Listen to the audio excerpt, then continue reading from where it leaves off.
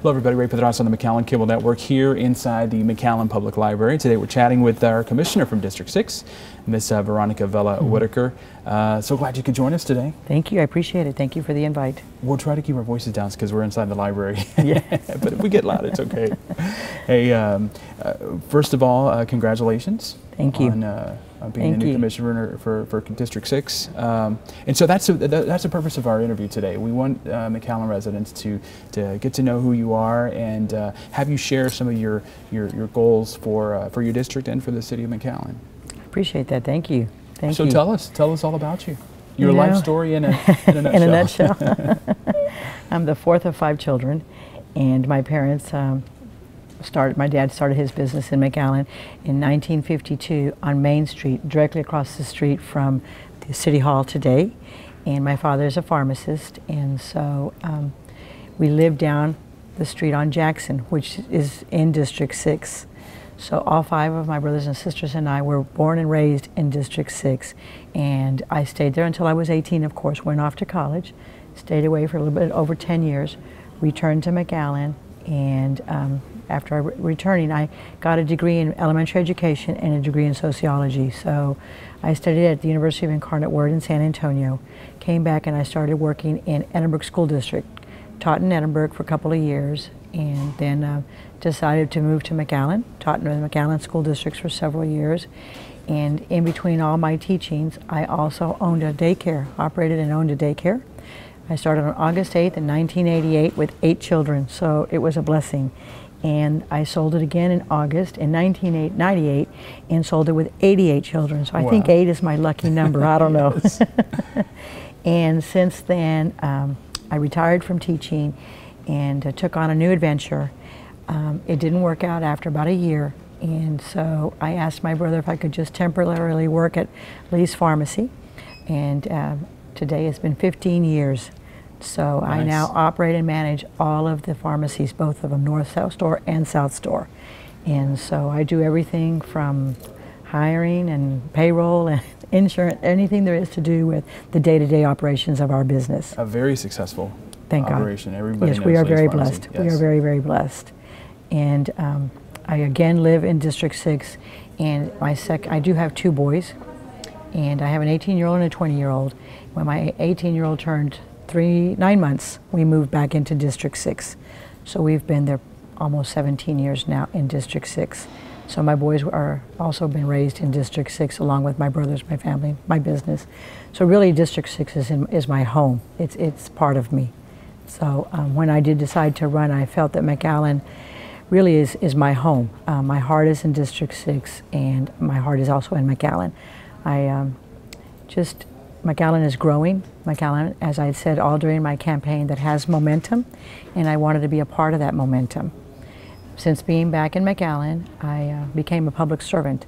I've been in Leadership McAllen, Easter Seals, International Museum of Arts Board. I'm currently on the McAllen Boys and Girls Club Board, the Hispanic Scholarship Fund. I've served many boards over the years, and PTOs for the high schools and for my son's elementary schools at Our Lady of Sorrow School. And so I just always felt that as a public servant I needed to go on.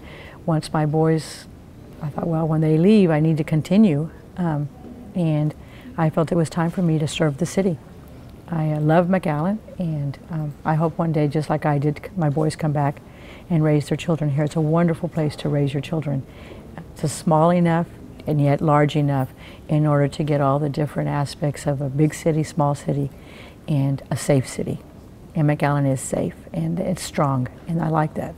You moved away for college, but you came back. I did. What brought you back? Because I think sometimes, at the present time, I think a lot of our young people are going away to college and they're not coming back. You're right. What brought you back, and what does McAllen have to do to bring our young people back? You know, McAllen has grown. We have a lot to offer now. We really, really do. It's no longer do we have to go to San Antonio and Austin to get the good shopping, to get the education.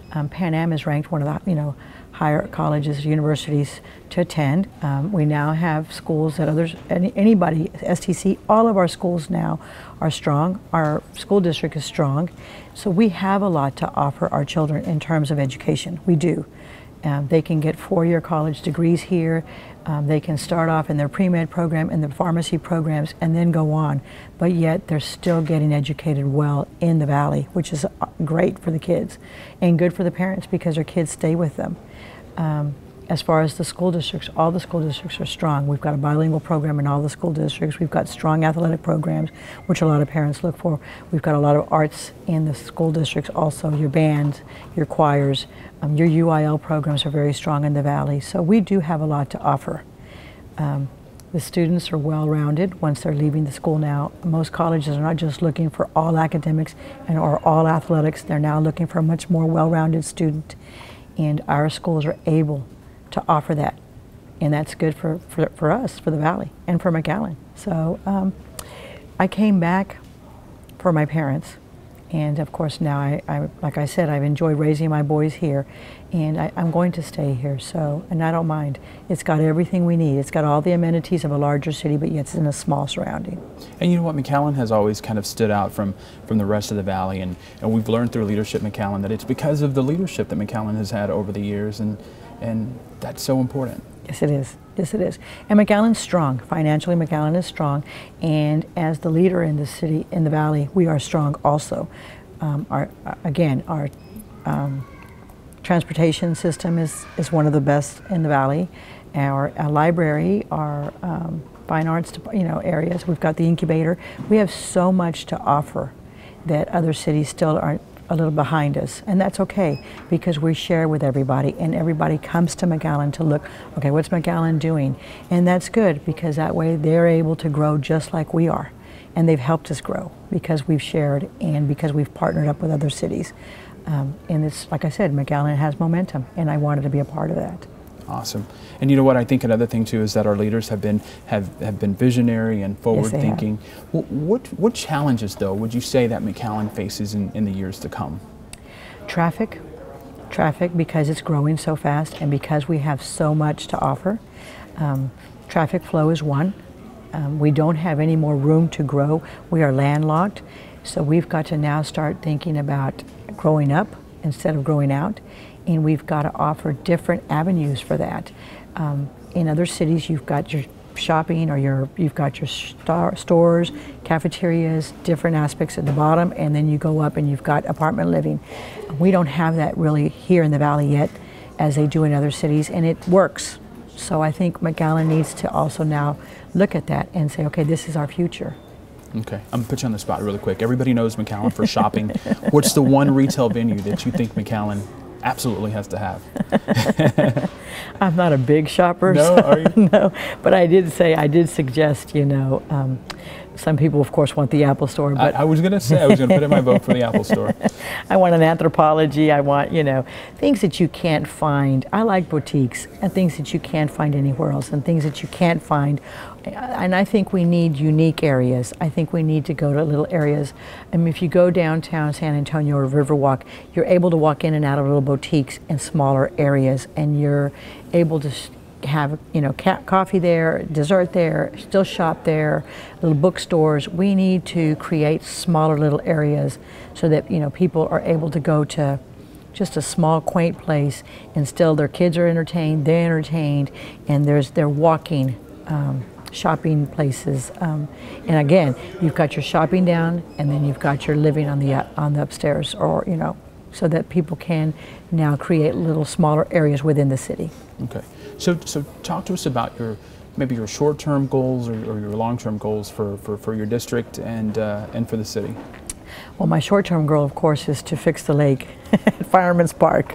So that is a concern of mine. It is, because it was such a great idea for the city, and it's gonna get there once again. It is, hopefully sooner than later. Fill the lake and see the kids, on the kayaks, fishing, out at the park, families, uniting families, because it's always good to see your families together. Sunday afternoons, Saturday afternoons, especially right now, so that your kids are busy with their own families. That's always so important. Keep your families close. Okay. And so I do want to see Fireman's Park up and going. Very good. You're serving out the unexpired term of former Commissioner Darling, who's now our mayor. Do you plan to seek another term after this one? I think so. No, yes? I think so. The city has been wonderful. I must say, in the month and a half that I've already been within the city, it has been very heartwarming. They've been very welcoming. They have been just an amazing staff for the city. I do want to compliment the city. Everyone has been so kind, so respectful, and so welcoming, and that's been very nice. As an outsider coming in, it's pleasant to have somebody say, "Oh, how are you? Come on in. How can I help you?" And that's always welcomed for anybody, for any business, for anybody. So I am very, very happy with the city, and because I'm barely going to get started, I want to complete something.